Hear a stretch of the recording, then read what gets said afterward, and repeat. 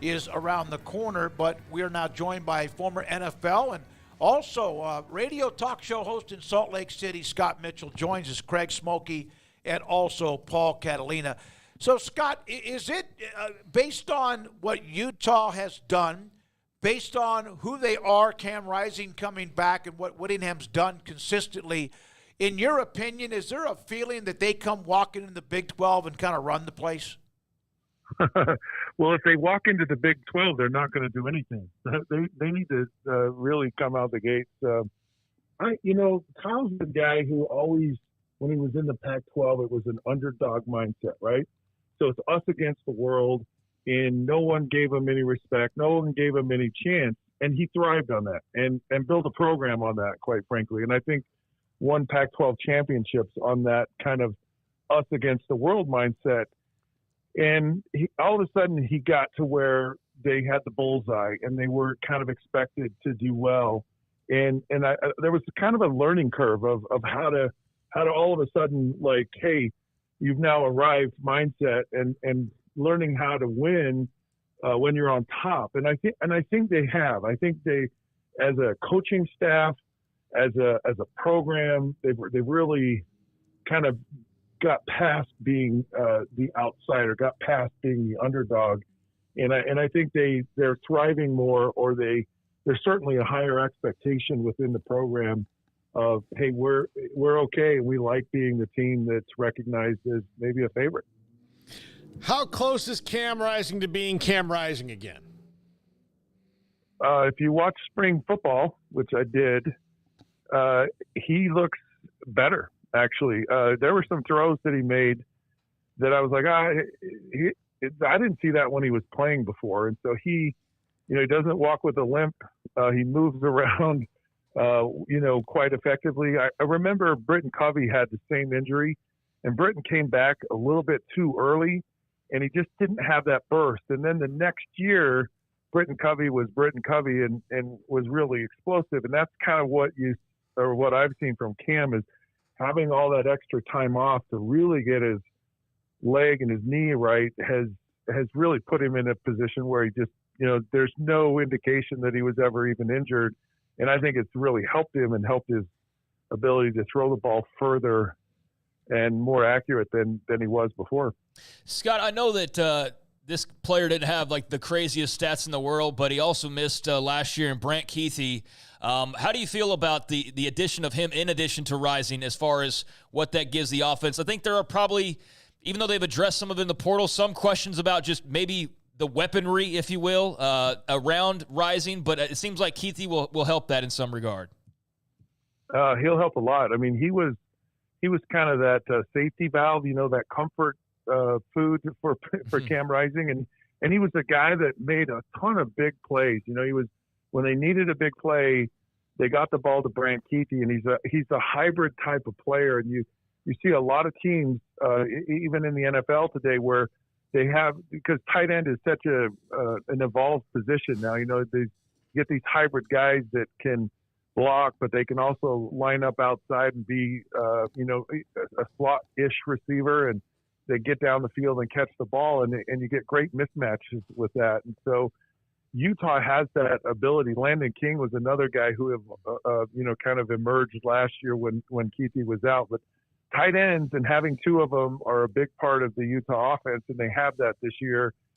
Cam Rising knows Brant Keithy. He's comfortable with him, and Brant Keithy will have a big year this year for Utah if he's healthy, and he'll be an impact player. But to mention all of the weapons, Dorian Singer has looked good. Micah Pittman's back from an injury. Money Parks is a guy that can really explode, and you didn't see it last year because they had terrible quarterbacks, and so it's really hard as a receiver to look good if you have a bad quarterback, and that's what Utah had last year. So Cam coming back will elevate the play of all of these guys, and they're guys that can make plays, and they can make plays down the field.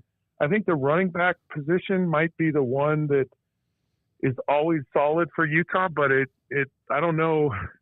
It's probably running back by committee this year, and they got enough guys. I don't think they have one, really workhorse, but they've got a lot of parts they can put in there. I remember talking to Coach Whittingham the week before they played Baylor, and I had somebody, I forgot who it was, describe Utah as a rolling ball of razor blades. And I don't know if we brought that up to you last year. Is that a pretty good description to you? I don't know that there's a feistier, peskier, determined, like, is just going to fight you to the death person like Kyle Whittingham. I mean, that's just his style. That's his, it's that never give up. He's tough. He's tough-minded. That's the program he has. Every team you ever ask about playing Utah, they're physical. They're tough. And that's a perfect way to describe, he's just going to keep coming after you. He's just going to keep hitting you, keep getting after you. And that's totally the way that he's been. But I also think he's realized that football's evolved a little bit in college, and he's acquiesced a little bit, from that defensive mindset. And he's had a willingness to throw the ball more and open up the offense, but his culture never changes. And I think the success of Utah is that he's had this continuity of coaches and him being there as long as he can. And so that, bowling ball of razor blade kind of mindset can really sink in because they've had so much time to develop that culture and they haven't changed it. And guys go into the program and they know how it is, and the older guys show the younger guys, and there's a lot to be said about that continuity, and might win 2 or 3 games for them a year that maybe they would have no business winning if they didn't have that culture. Scott Mitchell played at Utah, NFL quarterback.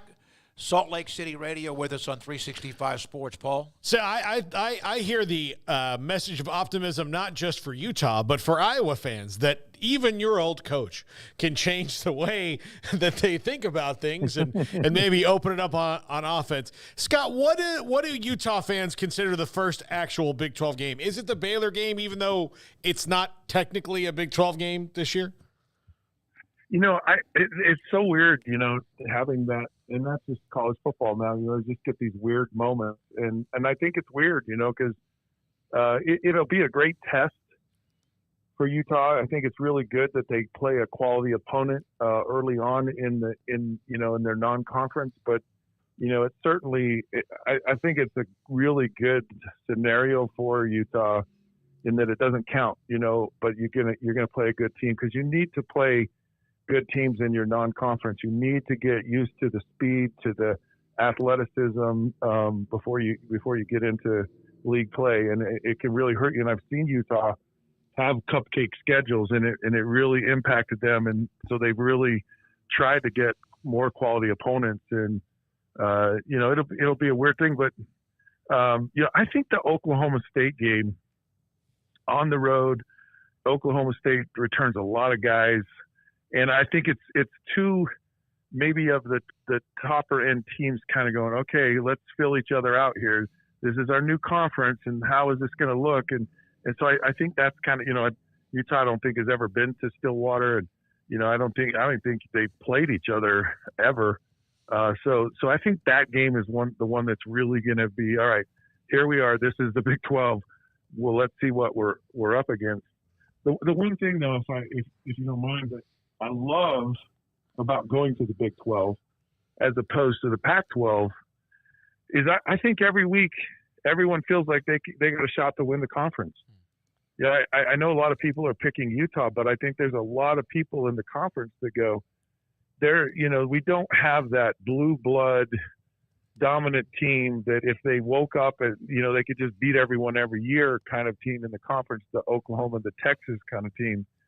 And so you got a lot of quality programs, a lot of programs that their fan bases are excited about football, and that to go into a team and everyone has the confidence like, hey, we got a shot here.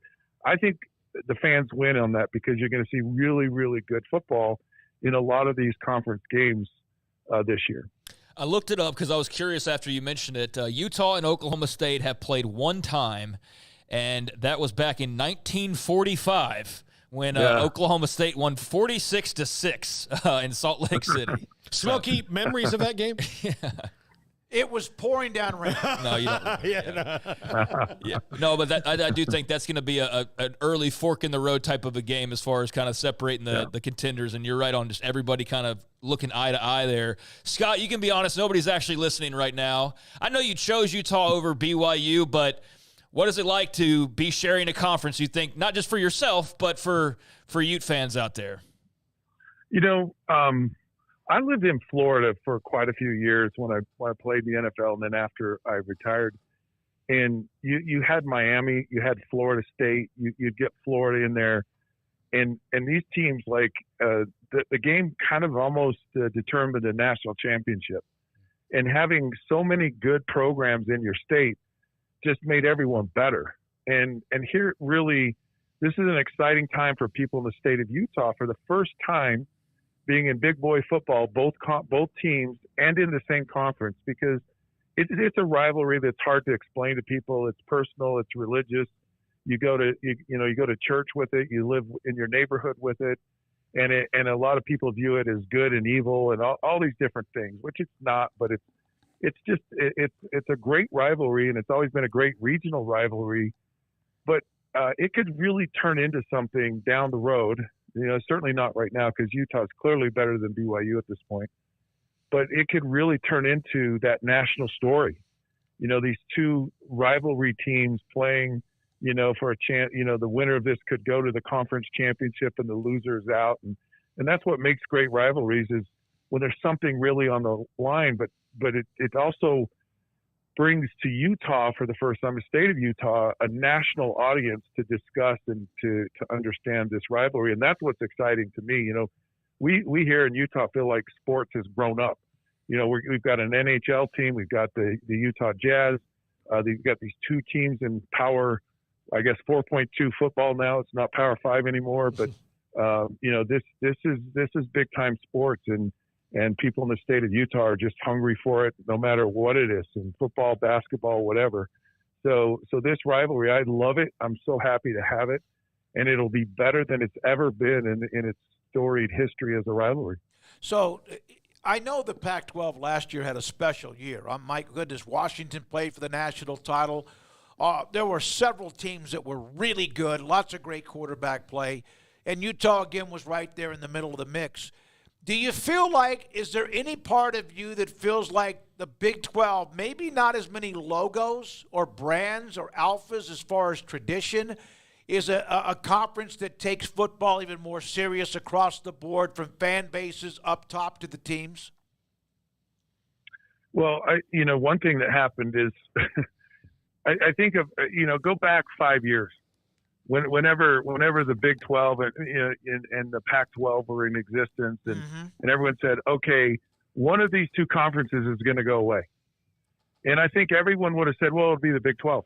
I mean, the Pac-12's been around, 108 years, and it's had this amazing tradition, and it's got the Rose Bowl, and it's got all the, it's got some really good marquee programs, and then all of a sudden Texas, Oklahoma leave, and everyone goes, oh, the Big 12's toast, right? It's over. And they found a way to stay relevant and was very smart.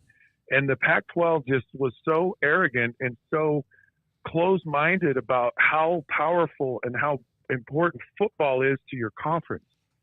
And that's the biggest problem in the Pac-12, is they never really got how you've got to have great football programs, and you've got to kind of cater everything to those programs if you're going to exist. And so here you have the Big 12 did something, and that spoke volumes to me. And that's what I was kind of saying earlier, is I think folks in the Big 12 are much more passionate and excited about football and there are other, the basketball conference is phenomenal and other sports, but there's a passion for football, and it just wasn't in the Pac-12. Oregon, Washington, Utah, really the only teams in the conference that really consistently had a fan base that cared about football. And I'll exclude USC because they're front running, funny, fickle fans that just, I have someone in here who's a USC fan that's kind of giving me the bird right now, but it's true. They're just so I'm excited. I'm excited about the Big 12. I'm excited about that they were proactive in being relevant, and and it's going to be fun. And I don't think it's going to end up like a lot of people expect, but I think you're going to see some really, really good football across the board in the conference. Scott, thank you. We will be back in touch with you at some point a couple of times, maybe the week of the game when Baylor and Utah play in Salt Lake City. We appreciate your time. Yep, always a pleasure. Anytime. Scott Mitchell with us on 365 Sports, which leads